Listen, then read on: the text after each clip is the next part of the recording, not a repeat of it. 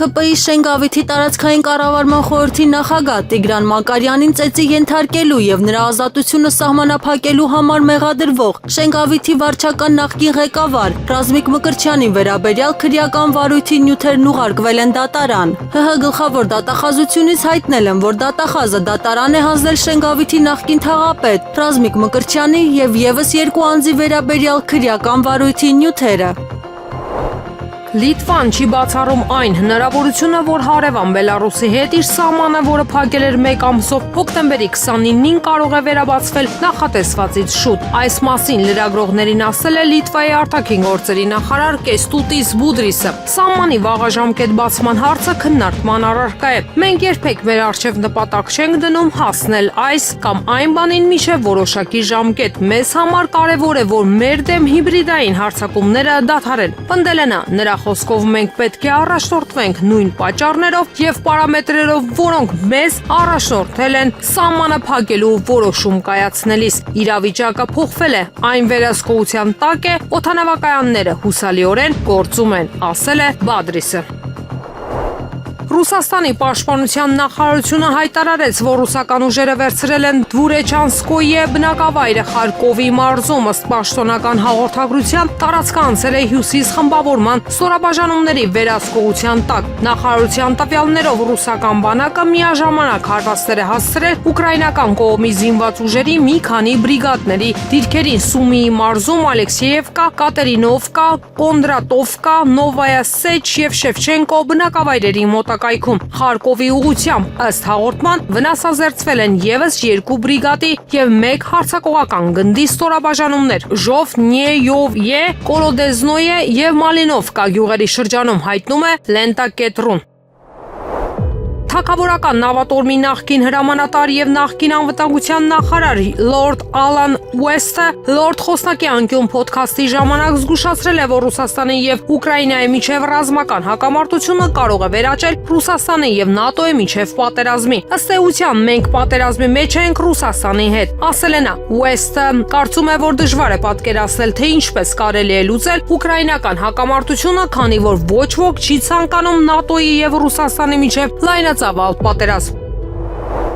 Վարչապետ Նիկոլ Փաշինյանը Երևանում ընդունել է ԱՄՆ պետքարտուղարի տեղակալ Էլիսոն Հուքերի գլխավորած պատվիրակությանը։ Փաշինյանը նշել է, որ հայ-ամերիկյան հարաբերությունները վերջին շրջանում բարձրացել են նոր մակարդակի, ընդգծել ԱՄՆ-ի եւ նախագահ Դոնալդ Թրամփի դերը Ադրբեջանի հետ խաղաղության գործընթացում, ինչպես նաեւ կարեւորել Վաշինգտոնի օգոստոսի 8-ի խաղաղության գագաթնաժողովում ձեռք բերված պայմանավորվածությունների իրականացումը։ Էլիսոն Հուքերը նշել է, որ այցի նպատակն է առաջ մղել Փաշինյան-Թրամփ հանդիպումների ընթացքում ձևավորված տեսլականը, խորացնելով համագործակցությունը առևտրի, ներդրումների, ենթակառուցվածքների, տարածաշրջանային կապի եւ անվտանգության ոլորտներում։ Նա նաեւ ընդգծել է երկկողմ աշխատանքային խմբերի մեկնարկը ուղղված գագաթնաժողովում ձեռք բերված համաձայնագրերի կյանքի կոչմանը։ Կողմերը քննարկել են ձեռք բերված պայմանավորվածությունների իրականացումը, աշխատանքային խմբերի գործունեությունը, TRIP նախագծի ընթացքը եւ առաջիկա ծրագրերը։ RTL ռադիոյի փոխանցմամբ Ուկրաինան հավանաբար չի ստանա ֆրանսիական բանակից դուրս բերված օգտագործված Ռաֆալե կործանիչներ, չնայած նոր ինքնաթիռների համար միջոցների բացակայությանը։ Ֆրանսիական ռազմաօդային ուժերն արդեն Ուկրաինային են փոխանցել կես տասնյակ Mirage 2000 ինքնաթիռներ, եւ նրանց սեփական կործանիչների նավատորմը սահմանափակ է։ Հետևաբար քիչ հավանական է, որ Ուկրաինան ստանա շահագործումից դուրս բերված օգտագործված Ռաֆալերներ, ինչպես դա եղավ Հունաստանի դեպքում, նշել է RTL-ը։ Միևնույն ժամանակ ռադիոկայանը ենթադրել է, որ Կիևը կարող է պատվիրել նոր ինքնաթիռներ, սակայն դա զգալիորեն կհետաձգի Ռաֆալեի մատակարարման գործընթացը։ Դա ժամանակ կպահանջի պատվերի եւ մատակարարման միջև կամ մոտ 3 տարվա ընդմիջում։ Սա նշանակում է, որ առաջին մատակարարումները հնարավոր են լավագույն դեպքում ոչ շուտ, քան 2029 թվականը, ընդգծել է ռադիոկայանը։ Ֆիլիպիններում Կալմայեգի եւ Ֆունգ-Վոնգ գերթայֆունների հետևանքով զոհերի թիվը հասել է 297-ի։ Հայտում է Ֆիլիպինների լրատվական գործակալությունը հղումանելով աղետների ռիսկի նվազեցման եւ կառավարման ազգային խորհրդին։ Նոյեմբերի սկզբին Ֆիլիպիններին հարվածեցին Կալմայեգի եւ Ֆունգ-Վոնգ գերթայֆունները։ Ավելի վաղ հաղորդվել էր, որ երկու թայֆունների հետևանքով զոհվել է առնվազն 259 մարդ։ Նոյեմբերի 6-ին Ֆիլիպինների նախագահ Ֆերդինանդ Մարկոս Կրտսերը հայտարարեց ազգային աղետի մասին։ Վերջին տվյալների համաձայն Ֆիլիպիներում Կալմայեգի թայֆունը խլել է 269 մարդու կյանք, որոնց մեծ մասը հայտնաբերվել է Սեբու նահանգում, Նեգրոս կղզում եւ արևմտյան եւ արևելյան Վիսայաս շրջաններում։ Եվս 523 մարդ վիրավորվել է, իսկ 113-ը դեռևս անհետ կորած են համարվում։ Բանգլադեշի դատարանը նախկին վարչապետ Շեյխ Հասինային հերակակարգով դատապարտել է ցմահ ազատազրկման եւ մահապատժի մարդկության դեմ հանցագործությունների համար։ Դատական նիստը ուղիղ հեռարձակվում է դատարանի կայքում։ Դատարանը նախկին վարչապետին մեղավոր ճանաչեց մարդկության դեմ կատարված հանցագործությունների բոլոր 5 դրվագներով։ Շեյխ Հասինան եւ նրա գլխավոր օգնականները մեղավոր են ճանաչվել մարդկության դեմ հանցագործություններ կատարելու մեջ։ Նրանց դեմ ներկայացված ապացույցների հիման վրա Բանգլադեշի դատարանը Շեյխ Հասինային դատապարտեց բանտարկության միջև բնական մահ, նրա առաջին մեղադրանքով բռնություն հրահրելու, սպանություն պատվիրելու եւ վայրագությունները կանխելու համար միջոցներ չձեռնարկելու համար, ասել է դատավորներից մեկը։ Լիբանանի բանակը Այտարունի քաղաքապետարանին զգուշացրել է քաղաքի մի քանի թաղամասերի վրա Իսրայելի կողմից սպասվող հարվածի մասին։ X-ում հրապարակված Լիբանանի զինված ուժերի հրամանատարության հայտարարության մեջ նշվում է, որ սպասվող հարձակման մասին տեղեկատվությունը ստացվել է Լիբանան-Իսրայել սահմանին գտնվող հրադադարի մոնիթորինգի կոմիտեից։ Իսրայելը սպառնում է հարվածել Այտարունին եւ դրա հետ կապված քաղաքի կենտրոնական մասից տարահանվում են բնակիչները, իսկ տեղական բոլոր դպրոցներն ու հաստատությունները փակ են, ասվում է տեքստում։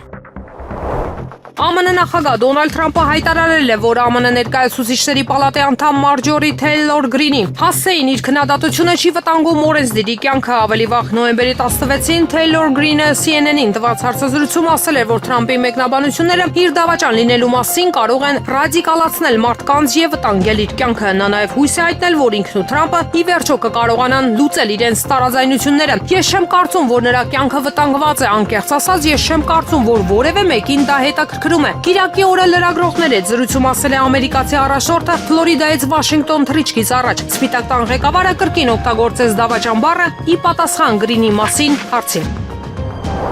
ԱՄՆ ներկայումս Կարիբյան ավազանում բավարար ռազմական ռեսուրսներ չունի Վենեսուելայի նախագահ Նիկոլաս Մադուրոյին իշխանությունից հեռացնելու համար լայնածավալ գործողություն սկսելու համար հայտնում է CNN-ը։ Միացյալ Նահանգները ներկայումս չունի ռազմական ռեսուրսներ Մադուրոյին իշխանությունից հեռացնելու համար լայնածավալ գործողություն սկսելու համար, բայց եթե նախագահ Դոնալդ Թրամփը հրաման տա հարվածներ հասցնել Վենեսուելային Մադուրոյին հեռացնելու համար, նա կարող է լուրջ խնդիրների բախվել լատինաամերիկյան երկրում ընդդիմադիր ուժերի մասնատված տարրերի եւ ապստամբության պատրաստ զինվորականների, ինչպես նաև ԱՄՆ-ում քաղաքական հակազդեցության պատճառով, քանի որ նա խոստացել է խուսափել արտասահմանում հակամարտությանը թանկարժեք միջամտությունից, կարծում է հեռուստաալիքը։ CNN-ն նաև կարծում է, որ Մադուրոն կլքի երկիրը կամ սպանվի ԱՄՆ գործողությունների պատճառով չի կարելի բացառել ռազմական իշխանության զավթումը կամ նույնիսկ քաղաքացիական պատերազմի բռնկումը։ Հեռուստաալիքի տվյալներով Թրամփի վարչակազմը դեռևս որոշում չի կայացրել Վենեսուելայի դեմ ռազմական գործողություն սկսելու վերաբերյալ,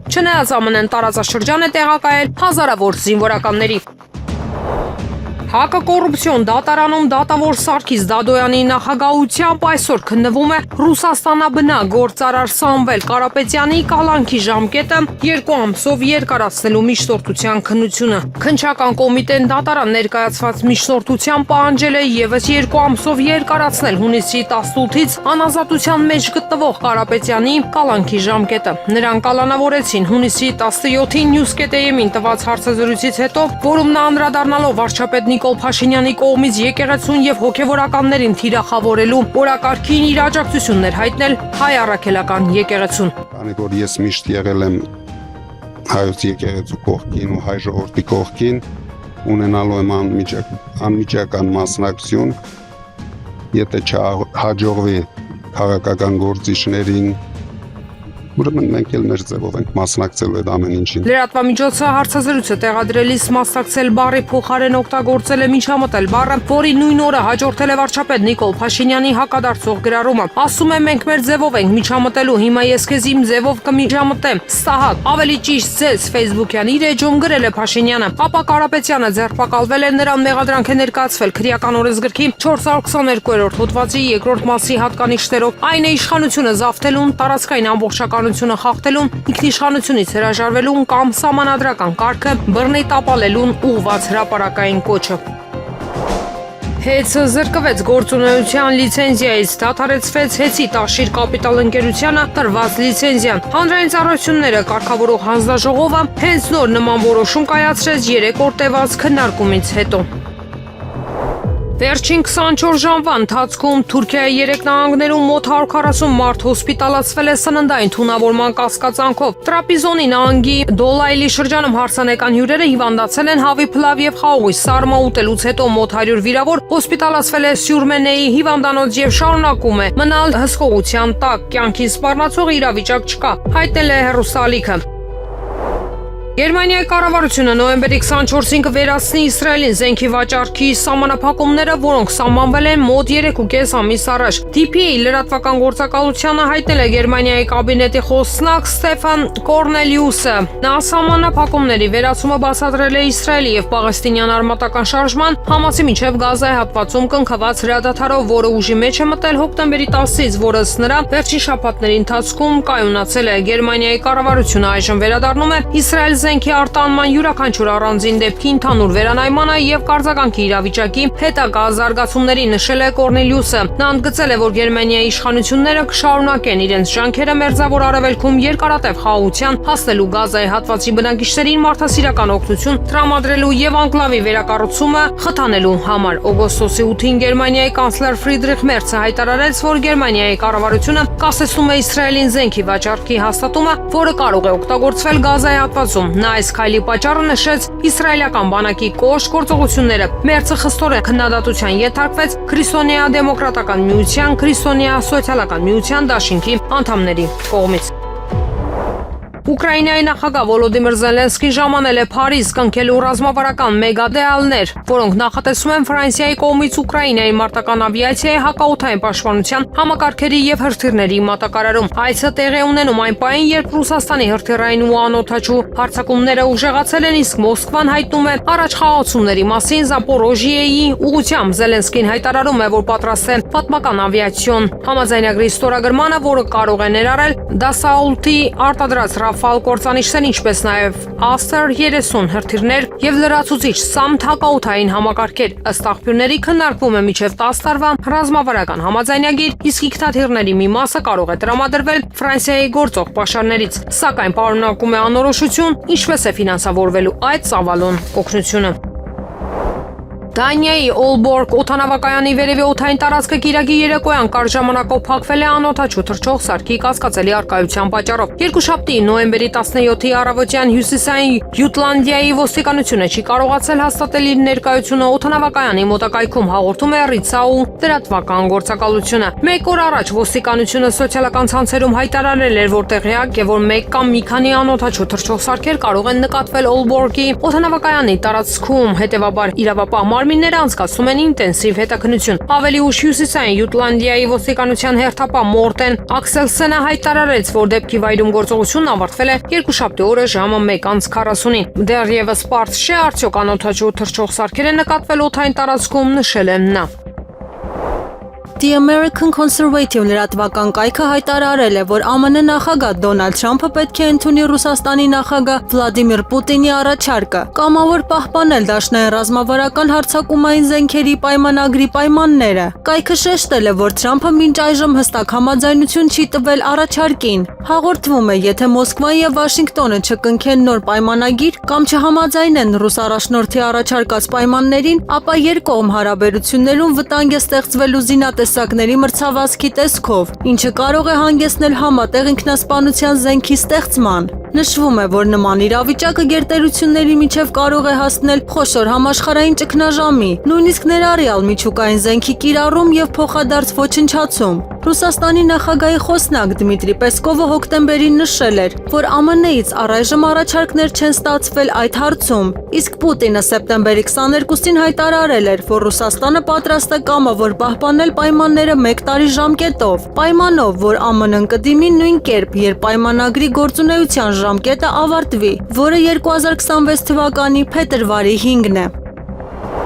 Գերմանիայում դժգոհություն է առաջացրել Ռուսաստանի ԱԳ-նախարար Սերգեյ Լավրովի այն հայտարարությունը, որ Եվրոպայում հաճախ խախտվում են Նյուրնբերգյան դատավճիռները, որոնք արգելում էին նացիստական գաղափարախոսությունը։ Գերմանական News կայքը հայտնել է, որ Լավրովի խոսքերը մեծ արձագանք են առաջացրել երկրի քաղաքական եւ հանրային դաշտում, շոկային ընդունվելով մամուլում։ Նախարարը նշել էր, որ Նյուրնբերգյան գործընթացի հիմնարար սկզբունքները այսօր կասկածի տակ են դրվում եւ ընդգծել, որ դրանք ձևավորել են արդի միջազգային իրավունքի հիմքը։ Նա հիշեցրել է նաև, որ տրիբունալը սահմանել էր պատերազմական հանցագործությունների համար անպատժելիության բացառման սկզբունքը։ Գերմանական մամուլը նշել է, որ այս հայտարարությունները ընկալվել են որպես մեղադրանք Գերմանիայի հասցեին նացիզմի արմատախիլ անելու գործում անհետևողականության համար, ինչը առաջացրել է լայն հանրային քննարկում եւ վրդովմունք։ Պենտագոնի ղեկավար Փիթ Հեքսեթի հրամանով ԱՄՆ զինված ուժերը Խաղաղ օվկիանոսում ոչնչացրել են եւս մեկ նավ, որը ըստ ԱՄՆ-ի օգտագործվել է թմրանյութերի մաքսանենգության համար։ Այս մասին հայտնել է ԱՄՆ հարավային հրամանատարությունը։ Հեքսեթը նախկինում հայտարարել էր թմրամիջոցների դեմ պայքարի հարավային նիզակ գործողության մեկնարկի մասին։ Պատերազմի նախարար Փիթ Հեքսեթի հրամանով հարավային նիզակ համատեղ աշխատանքային խումբը մահացու կինետիկ հարված է հասցրել ահաբեկչական կազմակերպության կողմից օգտագործվող նավին։ Հետախուզությունը հաստատել է, որ նավը ներգրաված է եղել թմրանյութերի ապօրինի շրջանառության մեջ, ասվում է հրամանատարության հայտարարության մեջ։ ԱՄՆ նախագահ Դոնալդ Թրամփը երկուշաբթի օրը ելույթ կունենա Վաշինգտոնում կայանալիք Մակդոնալդսի գագաթնաժողովում ըստ Սպիտակ տան կողմից հրապարակված ժամանակացույցի ժամը 18:00-ին, Երևանի ժամանակով ժամը 3-ին։ Նախագահը ելույթ կունենա Մակդոնալդսի ազդեցության գագաթնաժողովում, նշված է ժամանակացույցում։ Մինչ այդ տեղական ժամանակով ժամը 14:00-ին, Երևանի ժամանակով ժամը 23:00-ին Թրամփը Օվալաձև աշխատասենյակում կհանդիպի Սպիտակ տան աշխատանքային խմբի հետ, որը զբաղվում է 2026 թվականի FIFA-ի աշխարհի առաջնության կազմակերպմամբ Միացյալ Նահանգներում։ ԱՄՆ նախագահ Դոնալդ Թրամփը հայտարարել է, որ Նյու Յորքի ընտրված քաղաքապետ Զոհրան Մամդանին ցանկանում է գալ Վաշինգտոն եւ հանդիպել իր հետ։ Նյու Յորքի քաղաքապետը ցանկանում է հանդիպել մեզ հետ եւ մենք ինչ-որ բան կկազմակերպենք, ասել է Թրամփը։ Նոյեմբերին Մամդանին հաղթեց Նյու Յորքի քաղաքապետի ընտրություններում, դառնալով 21-րդ դարի ամենաերիտասարդ քաղաքապետը եւ առաջին մուսուլմանը, որը զբաղեցրել է այդ պաշտոնը։ Մամդանին պաշտպանում է խանութների ստեղծումը, որտեղ հասանելի կլինեն մատչելի սննդամթեր, քաղաքի որոշ շրջաններում վարձակալության վճարների սառեցումը եւ ավտոբուսի տոմսերի վերացումը։ Թրամփը Մամդանիին կոմունիստ է անվանել, միաժամանակ խոստանալով դադարեցնել Նյու Յորքին տրամադրվող դաշնային օգնությունը։ Վաղ շաբաթ խոշորացված համայնքում տեղի ունեցած թիմ ընտրություններից հետո յուրաքանչյուր քաղաքական ուժ իր ստացած քվեների համապատասխան քանակով կստանա մանդատները։ ՔՊ-ն կկարողանա միանձնյա քաղաքային իշխանություն ձևավորել։ Տեղեկությունը հայտնում է կենտրոնական ընտրական հանձնաժողովը։ Ավականու 33 տեղերը բաշխվում են հետևյալ կերպ. ՔՊ 19 մանդատ, Հաղթանակ դաշինք 12 մանդատ, Մայր Հայաստան 2 մանդատ։ Սա նշանակում է, որ ՔՊ-ն միանձնյա կարող է համայնքապետ նշանակել առանց որևէ ուժի կոալիցիա կազմելու։ Մասիսի համայնքի ավականու այսօրվա արտահերտ նիստում համայնքի ղեկավար ընտրվեց Դավիթ Համբարձումյան դաշինք խմբակցության անդամ Նորայր Հակոբյանը, որը մինչ այս համայնքի ղեկավարի առաջին տեղակալն էր։ Նշենք, որ քաղաքացիական պայմանագիր խմբակցությունը թեկնածու չի առաջադրել։ Դատախազությունը դատարան է ուղարկել կաթողիկոսի եղբոր եւ եղբոր որդու վերաբերյալ քրեական գործը 2025 թվականի թիմ ընտրությունների ընթացքում Հանրապետություն կուսակցության նախընտրական քարոզչությանը խոչընդոտելու մեղադրանքով քննչական կոմիտեի տվյալներով նոյեմբերի 1-ին Ոսկե հատում ՀՆ եւ նրա հայրը ԳՆ հայոյանքներով պահանջել են, որ կուսակցության տեխնացու ԳՂ-ն դադարեցնի քարոզչությունը եւ հեռանա։ Ավելի ուշ նրանք մեքենաներով հասել են նաեւ Քարոզարշավի վայր, որտեղ ԳՆ-ի միջամտությունից հետո հանդիպմանը սպասող քաղաքացիները լքել են տարածքը։ Նոյեմբերի 2-ին նրանց նկատմամբ հարուցվել է հանրային քրեական հետապնդում քրեական օրենսգրքի 211-րդ հոդվածի 2-րդ մասի 5-րդ կետով մի խումբ անձանց կողմից քարոզչությանը խոչընդոտելու համար։ Կրթության, գիտության, մշակույթի, սպորտի նախարար Ժաննա Անդրեասյանը ուսանողների միջազգային օրվա կապակցությամբ ուղերձ է հղել, ընդգծելով, որ ուսանողը պետության զարգացման առանցքում է։ Նա նշել է, որ նոր ընդունված բարձրագույն կրթության եւ գիտության մասին օրենքը ստեղծում է ավելի ուսանողակենտրոն, ճկուն եւ թվայնացված կրթական միջավայր։ Ներդրվում են կրթաթոշակների նոր համակարգեր, ուսանողական ինքնակառավարման ավելի արդյունավետ մեխանիզմներ։ Անդրեասյանը հիշեցրել է, որ կառավարությունը շարունակում է զարգացնել ակադեմիական քաղաք ծրագիրը, նպատակ ունենալով ձևավորել միջազգային չափանիշներին համապատասխան կրթական եւ գիտական կենտրոն։ Նա ուսանողներին կոչ է արել լինել ակտիվ, բարձրաձայնել խնդիրները եւ առավելագույնը ստանալ իրենց կրթական տարիներից։ Երևանի քաղաքապետ Տիգրան Ավինյանը քաղաքապետարանի գործակարգավարական նիստում հայտնել է, որ մայրաքաղաքի սեփական եկամուտները 1 տարվա ընթացքում աճել են մոտ 32%-ով, իսկ վերջին 3 տարիների ընթացքում գրեթե եռապատկվել։ Նրա խոսքով հենց այս միջոցներով են իրականացվում մայրաքաղաքի տարբեր ծրագրերը։ Ավինյանը նաև ընդգծել է, որ եկամուտների աճը չի բխում երկրի տնտեսական աճից եւ այս ոլորտում դեռ մեծ անելիք կա։ Քաղաքապետը կարևորել է թիմերի ֆինանսական ապակենտրոնացման ու հարկերից մասհանումների վերաբերյալ օրենսդրական փոփոխությունները, որպեսզի համայնքները հնարավորություն ունենան ոչ միայն գոյատևել, այլ իրական զարգացման հասնել։ Գործակարգավարական նիստում Ավինյանը անդրադարձել է նաև Երևանի բակերում իրականացվող աշխատանքներին, շեշտելով, որ բակերի կառուցումն ու բարեկարգումը ծրագրի առանցքային բաղադրիչների թվում է։ Նրա խոսքով աշխատանքների ծավալը աննախադեպ է։ 2022 թվականից Երևանում հարյուրավոր բակեր են կառուցվել կամ ամբողջությամբ վերակառուցվել։ Քաղաքապետը վստահեցրել է, որ այս փոփոխությունները կբարելավեն բակային միջավայրը եւ կնպաստեն երեխաների ֆիզիկական ակտիվությանն ու ապագա սերնդի սպորտային հնարավորություններին։ Լեհաստանը պաշտոնապես տեղեկացրել է Բելարուսի 2 սահմանային անցակետեր բացելու իր մտադրության մասին, հայտնել են Բելարուսի մաքսային մարմինները։ Նոյեմբերի 17-ին Բելարուսի ժամանակով ժամը 02:00-ից կբացվեն Լեհաստանի Կուզնիցա-Բելոստոցկայա եւ Բոբրովնիկի սահմանային անցակետերը, ասվում է հայտարարության մեջ։ Հստակեցվում է, որ Կուզնիցա-Բելոստոցկայա անցակետով թույլատրվելու է միայն ուղևորափոխադրում, բացառությամբ ավտոբուսների։ Բոբրովնիկի սահմանային անցակետը բաց կլինի Եվրամիության անդամ պետությունների, Շվեյցարիայի եւ Եվրոպական տնտեսական տարածքի մասին համաձայնագրի մասնակից պետությունների մեքենաների, ավտոբուսների եւ բեռնատարների համար։ Բելարուսի մաքսային մարմինները լիովին պատրաստ են վերականգնել երթևեկությունը հարակից բելարուսական սահմանային անցակետերում, ընդգծվում է հրատարակության մեջ։ Միացյալ Նահանգները մոտավորապես որոշում է կայացրել Վենեսուելայի դեմ իր գործողության վերաբերյալ եւ Վաշինգտոնը առաջընթաց է գրանցել թմրանյութերի ապօրինի շրջանառությունը դադարեցնելու գործում։ Այս մասին հայտարարել է ԱՄՆ նախագահ Դոնալդ Թրամփը։ Ես մոտավորապես որոշում եմ կայացրել, չեմ կարող ասել թե ինչ է դա, բայց մենք մեծ առաջընթաց ենք գրանցել Վենեսուելայի հետ մեր հարաբերություններում թմրանյութերի հոսքը դադարեցնելու առումով, ասել է նախագահը։ Հաղորդվում է Թրամփը եւ ԱՄՆ այլ բարձրաստիճան պաշտոնյաներ ուժեղացրել են Վենեսուելայի նախագահ Նիկոլաս Մադուրոյի դեմ իրենց հռետորաբանությունը, նրան անվանելով անօրինական առաջնորդ եւ մեղադրելով թմրանյութերի ապօրինի շրջանառության ցանց ղեկավարելու մեջ։ Թրամփը կարծում է, որ Լատինական Ամերիկայում ԱՄՆ գործողությունները արդյունքներ են տալիս թմրամիջոցների կարտելների դեմ պայքարում։ Կիևը մտադիր է հանգստացնել իր արևմտյան դաշնակիցներին, որոնք մտահոգված են Ուկրաինայում կոռուպցիոն սկանդալով, հաղորդել է Politico-ն։ Բարձրաստիճան պաշտոնյաները շտապում են հանգստացնել Կիևի արևմտյան գործընկերներին էներգետիկ ոլորտում ենթադրյալ $100 միլիոն կաշառքի սխեմայից հետո, որում ներգրավված են ներկա եւ նախկին բարձրաստիճան պաշտոնյաներ, ինչպես նաեւ նախագահ Վոլոդիմիր Զելենսկու որոշ մտերիմ մարդիկ, հաղորդել է թերթը։ Օրինակ, Ուկրաինայի վարչապետ Յուլիա Սվիրիդենկոն Politico-ին ասել է, որ ներկայումս կառավարության խնդիրն է ցույց տալ ուկրաինական հասարակությանը եւ գործընկերներին, որ ոչ մի պարագայում չեն հանդուրժի կոռուպցիան եւ արագ կարձագանքեն ցանկացած փաստի։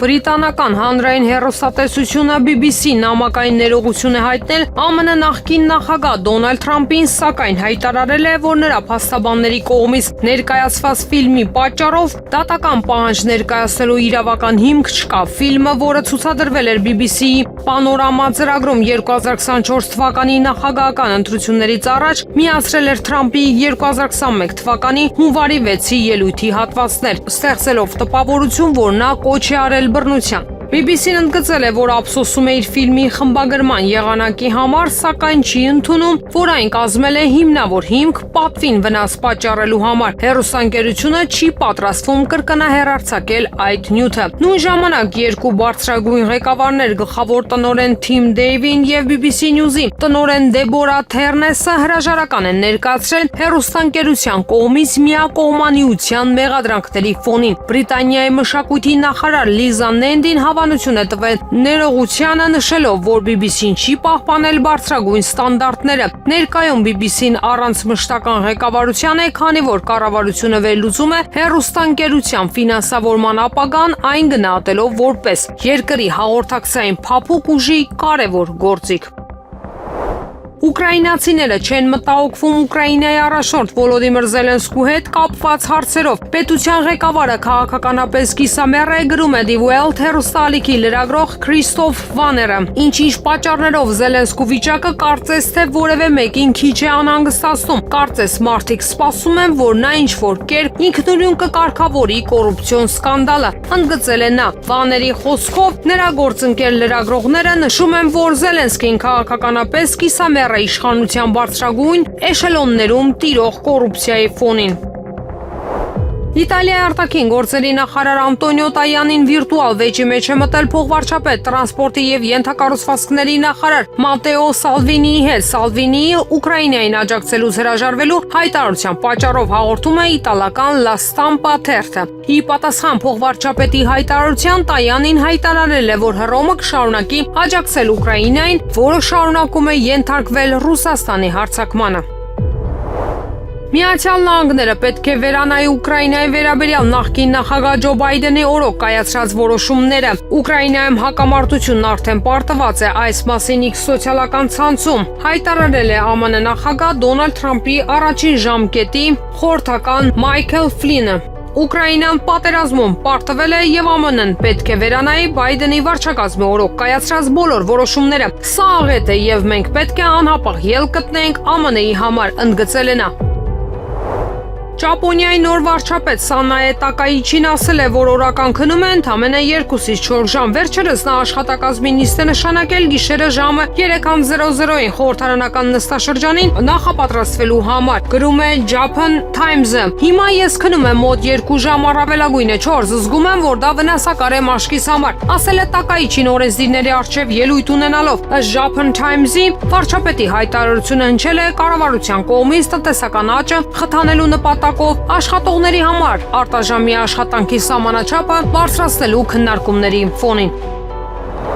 Օդանավակայանում մերժել են War Gonzo-ի լրագրող Դմիտրի Սելեզնյովի մուտքը Հայաստան։ Նա ցանկացել է ընտանիքի հետ այստեղ հանգստանալ։ Սելեզնյովը ի դեպ մի քանի անգամ այցելել էր Արցախ 2020 թվականի պատերազմի ժամանակ, աշխատել է որպես ռազմական թղթակից եւ պարբերաբար այցելել է Հայաստան քաղաքական զարգացումները լուսաբանելու։ War Gonzo-ի Telegram-յան ալիքն արձագանքել է իրադարձությանը, նշելով, որ դա կարելի է համարել Ռուսաստանի նկատմամբ անբարյացակամ քայլ։ Սա երկար ժամանակ անց առաջին դեպքն է, երբ հայտնի ռուս լրագրողին մերժում են մուտք գործել Հայաստան։